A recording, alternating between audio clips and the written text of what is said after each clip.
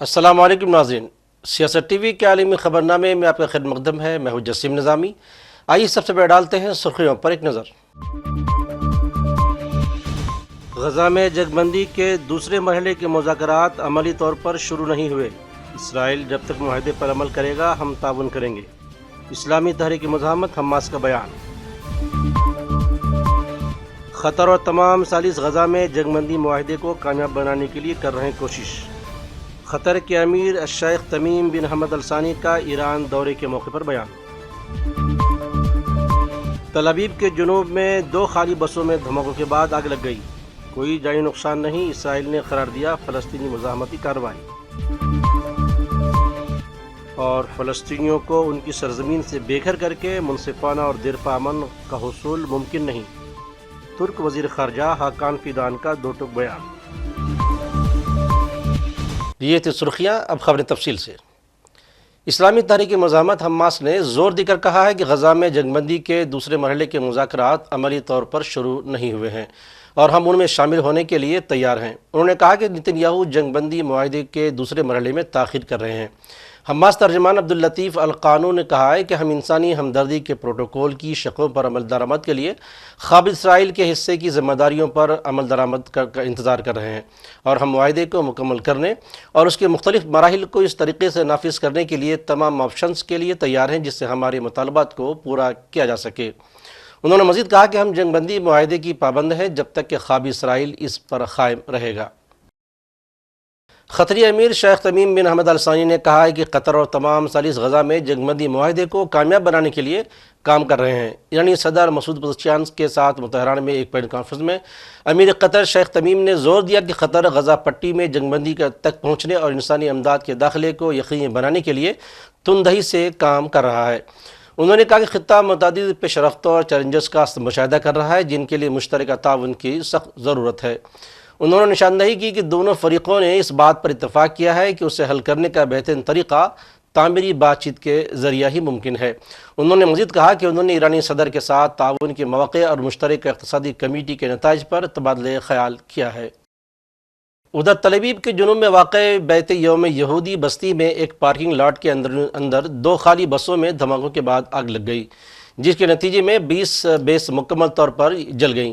اسرائیل police نے ایک مختصر بیان میں کہا ہے کہ تل ابیب کے علاقے کے جنوب میں بیت یوم بس اسٹیشن کے کنارے پر ہونے والے 2 دھماکے وقت سے پہلے ہونے والے 2 دھماکے خیز آلات کے پھٹنے سے ہوئے ہیں۔ اسرائیلی پولیس نے تل ابیب میں بس ڈرائیوروں سے کہا کہ وہ اپنی بسوں کی جانچ پڑتال کریں جبکہ بیت یوم بستی میں 2 بسوں میں دھماکے کی تحقیقات شروع کر دی گئی ہے۔ اسرائیلی میڈیا نے رپورٹ کیا ہے کہ جانچ سے پتہ چلتا ہے کہ دھماکہ فلسطینی مزاحمت کار کی کارروائی تھی۔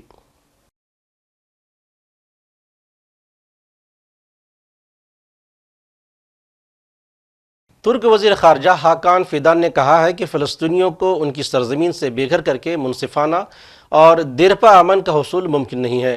انہوں نے زور دے کر کہا کہ فلسطینی علاقوں پر مذاکرات یا سمجھوتا نہیں کیا جا سکتا۔ انہوں نے کہا کہ امن کے راستے کا مطلب یہ نہیں کہ لاکھوں فلسطینیوں کو ان کی سرزمین سے بے دخل کر دیا جائے جس کے لیے فلسطینیوں نے بڑی قربانیاں دی ہیں۔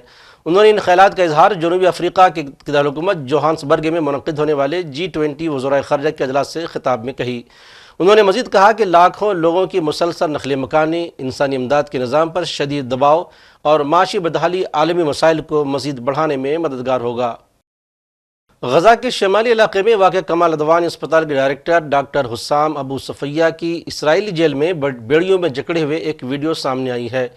28 دسمبر کو اسرائیلی فوج نے غزہ میں کمال عدوان اسپتال پر حملہ کیا تھا اور ڈاکٹر ابو صفیہ کو 350 سے زائد افراد سمیت گرفتار کر لیا تھا۔ 51 سالہ ڈاکٹر ابو صفیہ کو مقبوضہ مغربی کنارے کی جیل میں منتقل کیا گیا ہے جہاں انہیں بغیر کسی مقدمے کے حراست میں رکھا گیا ہے۔ اسرائیلی میڈیا کی جانب سے ایک ویڈیو نشر کی گئی جس میں کمال عدوان اسپتال کے ڈائریکٹر ڈاکٹر حسام ابو صفیہ کو بیڑیوں میں جکڑے ہوئے دیکھا جا سکتا ہے۔ ان کی دسمبر میں اسرائیلی فورسز کے ہاتھوں گرفتاری کے بعد سامنے آنے والی پہلی ویڈیو ہے۔ ویڈیو میں اسرائیلی فوجی ڈاکٹر ابو صفیہ کو سیل سے باہر لے جاتے ہوئے دیکھے گئے۔ فلسطینی ڈاکٹر کے ہاتھوں میں ہتھکڑی اور پاؤں میں بیڑیاں ڈالی ہوئی تھیں۔ Federal bureau of investigation FBI کے ڈائریکٹر کاش پٹیل نے اپنی تاریخی دورہ کا آغاز کر دیا۔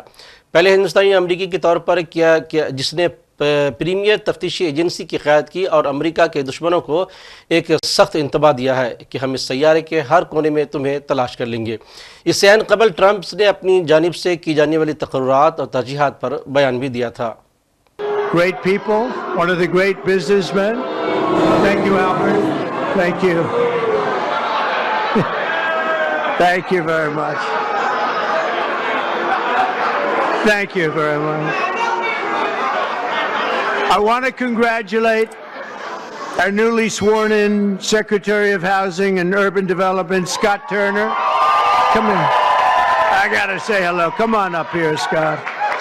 I had Tim Scott pushing him so hard, you have no idea. I had no choice. Is that right, Tim? No, Scott is, I've known him a long time, and Scott's a real champion. Say a couple of words, Scott, please. Well, hello, everyone. Is everybody happy to be here together? Is everybody happy to be here together? Amen. Well, first of all, I want to thank President Trump for his confidence and appointing me to this position. I consider it a great honor and a great blessing. And I thank God for this, and I'm real humbled by it. And you can guarantee that every day that I'm going to lay it down for the people of America. As Senator Tim Scott, thank you for your leadership. I really appreciate you. And for all of those who have gone before us, and those of you who have such a great voice today, keep on speaking, keep on preaching for not just Black America, but for all America. So we appreciate you. And my sister Brooke Rollins and all of those here, Mr. President, we look forward to working with you, sir, and carrying out this great agenda. We pray for you every day. God bless you, and thank you. God bless America. Thank you for President Trump. Thanks. Congratulations. And I see we have a newly, I think you just got in, right? They just confirmed you, and you did it very nicely. Brooke Rollins, she's the Secretary of Agriculture. It's a big deal. That's great, Brooke. That was a good vote you had too, huh? She went. ادھر Moscow نے Ukraine کے صدر Vladimir Zelensky کے بیان کو مسترد کر دیا ہے، جس میں انہوں نے امریکی صدر ڈونلڈ ٹرمپ پر الزام لگایا تھا کہ وہ ایسی غلط معلومات کی دنیا میں رہ رہے ہیں جو روس کی بنائی ہوئی ہے۔ کرملن کے ترجمان دمتری پسکوف نے یوکرینی صدر کے بیان کو ناقابل قبول قرار دیا اور کہا کہ حالیہ مہینوں سے یوکرینی حکومت کے اکثر نمائندے دیگر ممالک کے سربراہان کے بارے میں ناقابل قبول بیانات دے رہے ہیں۔ واضح ہے کہ گزشتہ ہفتے ٹرمپ اور پوتن کی فون کال نے ماسکو اور واشنگٹن کے درمیان 3 سال سے جاری براہ راست رابطے کے تعطل کو ختم کر دیا تھا۔ اس دوران امریکی قومی سلامتی کے مشیر مائک والٹرز نے بھی کہا ہے کہ یوکرینی صدر زیلنسکی کو بات چیت کے لیے آنا چاہیے اور تمام مسائل کو حل کرنے کی کوشش کرنی چاہیے۔ One, there needs to be a deep appreciation for what the American people, what the American taxpayer, what President Trump did in his first term, and what we've done since. So some of the rhetoric coming out of Kyiv, frankly, and insults to President Trump were unacceptable.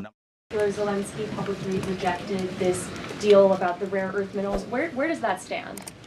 Well, we're going to continue to have, he needs to come back to the table, and we're going to continue to have discussions about where that deal is going.